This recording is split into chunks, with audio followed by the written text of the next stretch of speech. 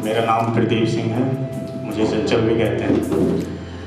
वैसे मैं भी एक मसीह भाई हूँ, लेकिन काफ़ी लंबे समय के बाद मैं आज हैकल में आया हूँ। खुदा का धन्यवाद देता हूँ कि उसने ये दिन मुझे दिखाया है और अपनी हैकल में लेकर आया है।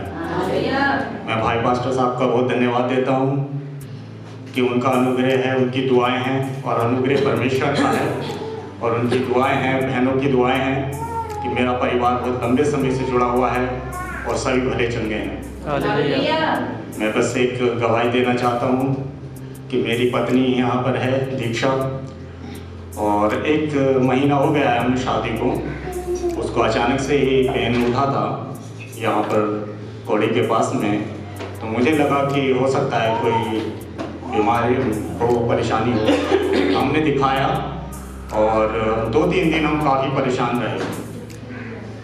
ब्लड जो रमा सिंगल में दिखाया था हमने, वहाँ पर अल्ट्रासाउंड भी कराया, पर उस अल्ट्रासाउंड में भी कुछ नहीं आया और इतनी ज़्यादा तकलीफ थी कि मेरा पूरा परिवार रोने लगा था और मैं खुद भी आंखों में आंसू भर आए थे। जबकि मैं एक मसीह भाई हूँ, लेकिन खुदा का वचन सभी के साथ होता है जो संगति करते हैं। मैंने बहुत समय से संगति नहीं की है, इसलिए मैं बहुत कमज़ोर भी हूँ और मैं आप सबसे एक रिक्वेस्ट करता हूँ और ये कहता हूँ कि मेरे लिए दुआ करना, मेरी पत्नी के लिए दुआ करना और मेरे परिवार के लिए दुआ करना कि जो भी कमी घटी है वो दूर होने पाए।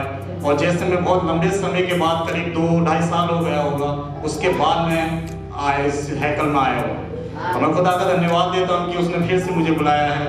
और मैं इस चर्च का धन्यवाद देता हूँ और भाई पास्टर साहब का धन्यवाद देता हूँ कि उन्होंने बहुमूल्य समय निकालकर अपने कितने भी काम हो उनको दूर रखते हुए फोन पर प्रार्थनाएं की और शाम के समय में सारे कार्यों को छोड़कर वो मेरे घर आए और मेरी वाइफ के लिए प्रार्थना की और उसी समय शैतान उनके देह से निकल कर चला गया और वो ऐसे हो गए जैसे उन्हें कोई बीमारी नहीं। मैं खुदा का धन्यवाद देता हूँ और मैं ये प्रार्थना और ये दुआ करता हूँ कि परमेश्वर का ऐसा अनुग्रह और ऐसी सामर्थ उसके सेवक पर सदा बनी रहे कि उसके हाथ लगाने से लोग चंगे होते हैं और होते चले आए हैं और आज भी वो सेवकाई चल रही है। परमेश्वर का धन्यवाद हो कि आज भी उसके दास सेवकाई कर रहे हैं। तो ये मेरी एक छोटी सी गवाही थी और मैं ये कहना चाहता हूँ कि आप सब लोग दुआ करना इस पूरे चर्च के लिए और उस बहन के लिए कि जिसने एक सुंदर गीत गाया और उसके गीत गाने से और भाई कमल के गीत गाने से मुझे वो पुरानी सामर्थ्य लौटती हुई दिखाई दी, मुझे वो एहसास लौटता हुआ दिखाई दिया, मुझे वो पहला वाला प्रेम लौटता हुआ दिखाई दिया। मैं उस खुदा का धन्यवाद देता हूँ, मैं उस बहुमूल्य समय का धन्यवाद देता हूँ जो परमेश्वर ने मुझे दिया है। तो मैं ये मेरी एक छोटी सी गवाही थी और मैं ज़्यादा समय न लेते हुए यही कहता हूँ कि पूरे मन और हृदय से परमेश्वर पर विश्वास करो, उसकी सामर्थ्य पर विश्वास करो, उसके वचन पर विश्वास करो और वचन जब आपके हृदय में होता है तो आप जिए हुए होते हो, आप जिंदा होते हो, आप खुदा के दास होते हो, आप खुदा के बेटे और बेटियां होते हो। शैतान आपका कुछ नहीं बिगाड़ सकता। परमेश्वर पर विश्वास रखो, उसके वचन पर विश्वास रखो और प्राचीनों से प्रार्थनाएं और संगति करते रहो। यही मेरी छोटी सी गवाही थी। परमेश्वर आप सबको बहुत आशीष दे। Hallelujah, hallelujah, hallelujah. वो जीवित परमेश्वर है और वो आपके बीच में विराजमान है। मेरे साथियों, आप उन बातों को देखिए। लड़की लगातार परमेश्वर के वचन में है। पहले आपने देखा होगा कि सिगरेट पीने वाला व्यक्ति इसके जीवन को बर्बाद करना चाहता था और अब देखिए किस और व्यक्ति ने इस शरीर में प्रवेश करने की कोशिश की है, लेकिन ऐसा नहीं है वो इसकी बॉडी में, क्योंकि ये परमेश्वर का मंदिर बन चुका है। इस पे कोई भी शक्ति काम नहीं कर सकती, क्योंकि इस पे सुप्रीमो की शक्ति काम करती है। हालेलुया। और घबराए ना, क्योंकि दाएं बाएं दुष्टात्मा ऐसे घूमती फिर रही हैं एक अजीब और गरीब तरीके से। तो मेरे साथियों, जब वो सिगरेट पीने वाला नहीं रहा तो ये कैसे रह सकता है? और ये तो परमेश्वर का भवन है। और भाई प्रदीप की वापसी हुई है परमेश्वर के वचन में बड़ी जोरदार के साथ, तो हम ताली बजाएंगे उनका परमेश्वर में आने के लिए, क्योंकि परमेश्वर के वचन में लिखा है जो एक भाई को फेर लाता है तो वो एक रूह को पा लेता है। पढ़े लिखे हैं वो, काफी पढ़े लिखे हैं। क्वालिफिकेशन क्या है उनकी? बीएड, एमए बीएड है। देखिए पढ़ा लिखा, पूरा परिवार पढ़ा लिखा है और वो आज परमेश्वर की सामर्थ को और महसूस करके आए हैं। उनकी पत्नी ने भी विश्वास किया होगा कि किस तकलीफ से पीड़ित थी वो। खड़ी हो जाएंगे बेटा, क्या नाम है आपका? दीक्षा। आ जाओ, एक मिनट आओ। पढ़े लिखे बच्चे, कोई इन्हें प्रॉब्लम नहीं है, ऐसे इधर आ जाओ। और इसके दर्द को मैं महसूस कर सकता हूँ सच में। रात के 2:40 या 30 मिनट पे फोन आया था जूली का। बताना कैसा तुम्हें महसूस हो रहा है? बोल सकती हो? बोल सकती हो? दर्द हो रहा था, बहुत ज्यादा पेन हो रहा था, पूरा घर परेशान। आप सही है? बैठिए बैठिए जाइए। हालेलुया। और बच्ची पीड़ित थी, बहुत ज्यादा कढ़ा रही थी, तड़प रही थी। परमेश्वर के अनुग्रह में मेरे हिसाब की वो अब चंगी है, भली है। और उसके पति भी आज आए हैं और उसके सास ससुर भी यहाँ पर आए हैं मेरे हिसाब की। हालेलुया। और मैं आपको बताना चाहता हूँ कि आज का खाने का प्रोग्राम हमारे चाचा श्री गुरचरण सिंह का है और आज उन्होंने कुछ और कार्य भी रखा है और ये प्रार्थना आज की उन्हीं के नाम से है। आज की प्रार्थना उन्हीं के नाम से है और मैं उनके बारे में कुछ बताना आपको चाहता हूँ। परमेश्वर जीवित है और वो जीवित लोगों में पाया जाता है मेरे हिसाब। और आज का दिन 23 तारीख हमारे चाचा का रखा हुआ दिन है और उन्होंने यही मुनासिब समझा कि चर्च में प्रार्थना हो जाएगी और प्रार्थना के साथ उन्होंने भोजन का भी आयोजन किया है आप लोगों के लिए। लेकिन प्रार्थना का क्या विषय है मैं आपको बताता हूं। चाचा ने हमारे स्मारक बनाई है और स्मारक जानते हैं आप किस व्यक्ति की स्मारक है? ये मैं आपको बताना चाहता हूं। अभी हाल ही में उनकी वाइफ भी खत्म हुई है, लेकिन मेरे साथियों स्मारक उन्होंने अपने पिताजी की बनाई है, श्री गंगा शरण जी। और वो इस गांव और मोहल्ले के लिए और आसपास के लिए गांधी जी थे। अब आप कह सकते हैं गांधी जी कैसे थे? हम सब वही लोग बैठे हैं, कोई यहाँ कोई पंडित ब्राह्मण नहीं है। पहले एससी कास्ट के बाल नहीं काटे जाते थे। एससी में चाहे कोई भी, जाटव हो, वाल्मीकि हो या कोई और जाति हो, उसके बाल नहीं काटे जाते। हाई कास्ट के लोग हाई कास्ट के लोगों के बाल काटे जाते थे। और जब भारत आजाद हुआ तो इस आजादी में उन्होंने तो भाग नहीं लिया, लेकिन इस आजादी में अपने गांव क्षेत्र की आजादी में उन्होंने भाग लिया और एक प्रण उठाया, एक आंदोलन शुरू किया कि हम भी तो इंसान हैं, हमारे बाल क्यों नहीं कट सकते। और बात इतनी चरम सीमा पे पहुंच गई कि पुलिस पूरे गांव में लोगों को उठाने लगी। और उस समय कोई रेडियो चैनल चलता था बीपी सिलेंडर, तो उस पर खबरें आने लगी। मैं उनके साथ बैठता था तो मुझे सब बातें पता हैं।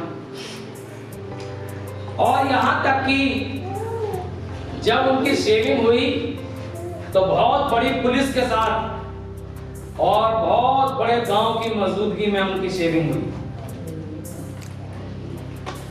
यहां तक कि पता चला है कि आज भी इस चीज से लोग गांव बस्ती के जूझ रहे हैं। लेकिन यहां ऐसा नहीं।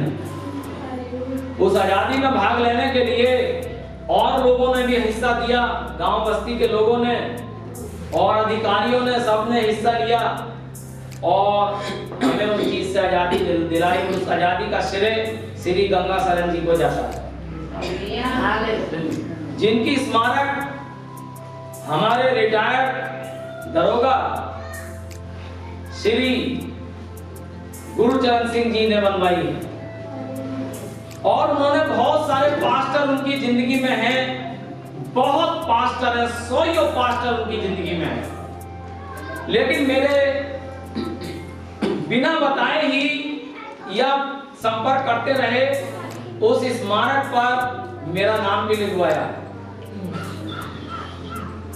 तो मैं इस बात का भी धन्यवाद देता हूं, ऐसे महापुरुष के साथ मेरा नाम लिखा हुआ है। जब मैं शायद पैदा हुआ था या नहीं था ये मुझे पता नहीं, लेकिन आजादी की लड़ाई मुझसे पहले ही लड़ ली गई। अगर आप पंडित ब्राह्मण की बात करें तो मैंने भी उसी बीज से जन्म लिया है और यहाँ के पंडित ब्राह्मण बच्चों को मैंने पढ़ाया है। हालेलुया। कहते हैं कि पढ़ाई का श्रेय पंडित लोगों को जाता है, ब्राह्मण लोगों को जाता है, लेकिन आपका भाई सुनील मसीह पंडित और ब्राह्मणों को पढ़ाए हुए हैं गाँव से। हालेलुया। गाँव के सारे प्रधानों के जितने भी बच्चे हैं सबकी ट्यूशन मैंने पढ़ाई। हालेलुया।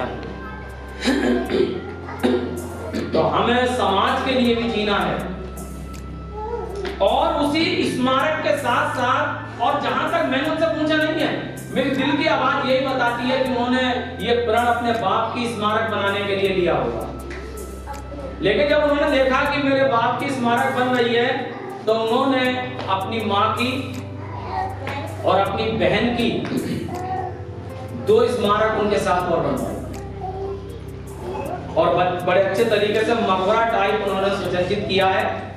हम सब लोग वहां चलेंगे। आप उस महापुरुष की स्मारक देखने जा सकते हैं या नहीं? हालेलुया। जा सकते हैं, क्योंकि मेरे लिए तो गांधी जी हैं। गांधी जी नहीं, अगर मैं बड़ा होता तो हो सकता कि मेरे बाल भी नहीं कटते, लेकिन मेरे बाल कटने से पहले मेरे महापुरुष ने पहले ही योगदान दे दिया। वचन जबरदस्त है। वचन में हम चलने से पहले मैं तालियों से स्वागत करूंगा उनका, जिन्होंने इस बात को सोचा कि मैं अपने पिता की उस महापुरुष की स्मारक बनाऊं।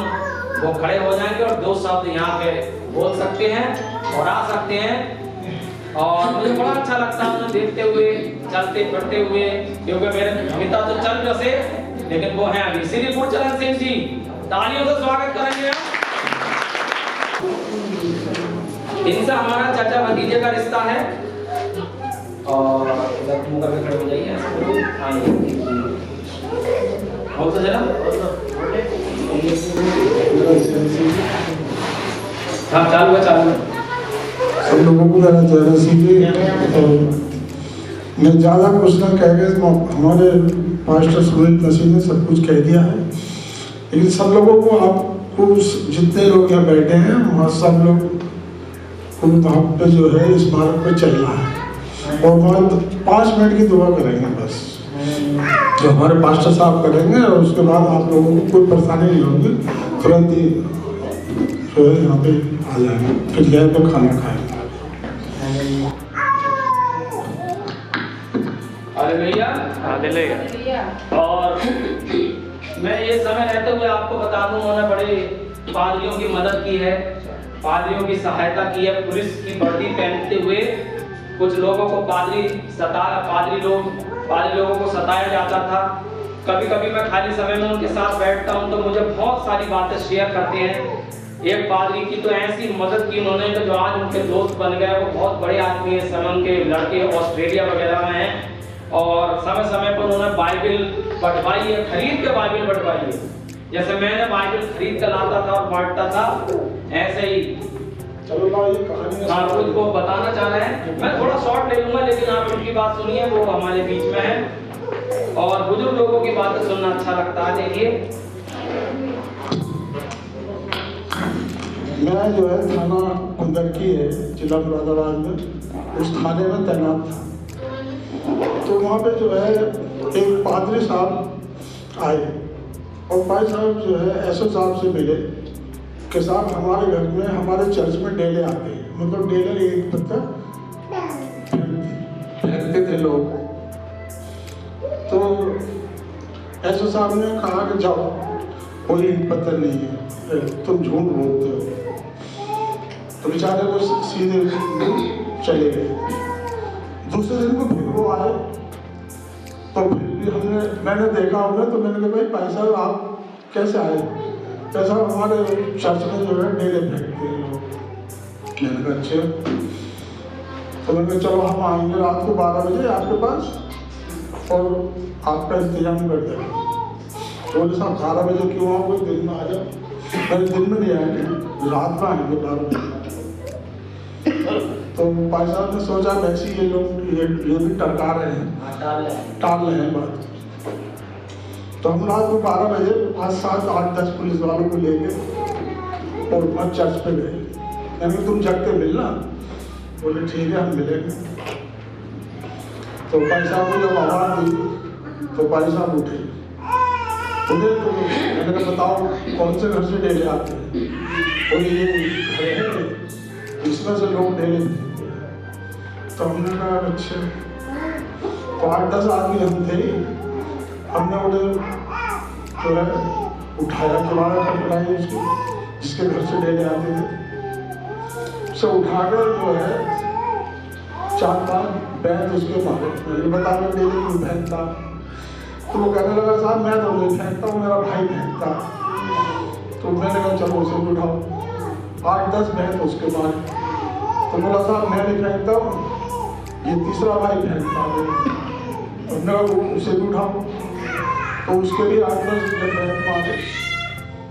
तो वो कहने लगा साहब हम शराब पी के आते हैं शाम को, तो हमें और तो कुछ नहीं सोचता, तो यही है कि चलो भाई चर्च में डेली मारो तो अच्छा।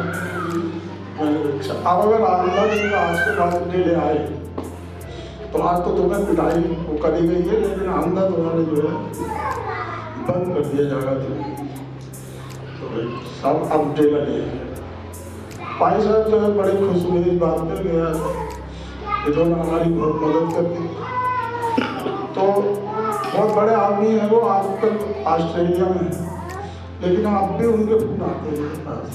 पहले आपने एक बहुत सवाली काम किया हमारे लिए और चर्च पे डेले आने बंद हो गए। तो ऐसी ऐसी मदद मतलब हमने पुलिस के उनके लिए पाजी वो भी दे दी और बहुत अच्छा भी लगा जीवन में कामों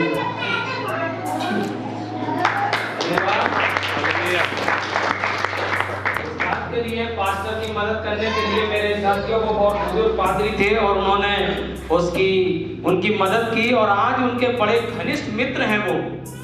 और बता रहे थे वो शॉर्ट में उन्होंने बताया कि जब हम उसके पास गए और जब उसकी पिटाई करी तब ये समझिए कि वो रखाता था रात को, क्योंकि और भी कोई डेला ना मारे, नहीं तो पुलिस मेरे घर में आए। ऐसे ऐसे बहुत से काम वो मुझे बताते हैं और उनकी बातों से मुझे प्रोत्साहन मिलता है मेरे साथियों। और आज उन्होंने अपने पिता की स्मारक और अपनी बहन और अपनी माँ की, और जबकि उनकी वाइफ भी एक्सपायर हो चुकी है, वो भी परमेश्वर भक्त थी, इस चर्च से बड़ा प्यार करती थी। आपको मालूम है इस चर्च से बहुत प्यार करती थी। जाता हूँ मैं ज्वाला नगर, लेकिन जब से एक्सपायर हुई है शायद मैं जा नहीं पाया हूँ अभी तक। वो रहने नहीं देती थी, मुझे बुला ही नहीं देती थी किसी ना किसी दिन। कह तुम आए नहीं हो बहुत दिन हो गए, तुम आए नहीं हो बहुत दिन हो गए। तो मेरे साथियों वो चर्च से बहुत प्यार करती थी और आज उनके हस्बैंड ने उनकी याददाश्त में भोजन बनवाया है। हम सब लोग जो है उस स्मारक को देखने के लिए जरूर चलेंगे। मैंने भी कंप्लीट नहीं देखी अभी किस तरीके की है, एक बार और फिर मैं रिपीट कर दूं, हो सकता है कि मेरे बाल नहीं कटते। इससे पहले मेरे पूर्वजों ने मेरे साथ उसका संघर्ष किया और उस संघर्ष में बहुत लोग भी शामिल हुए, उनका भी नसीब जाता है मेरे साथियों।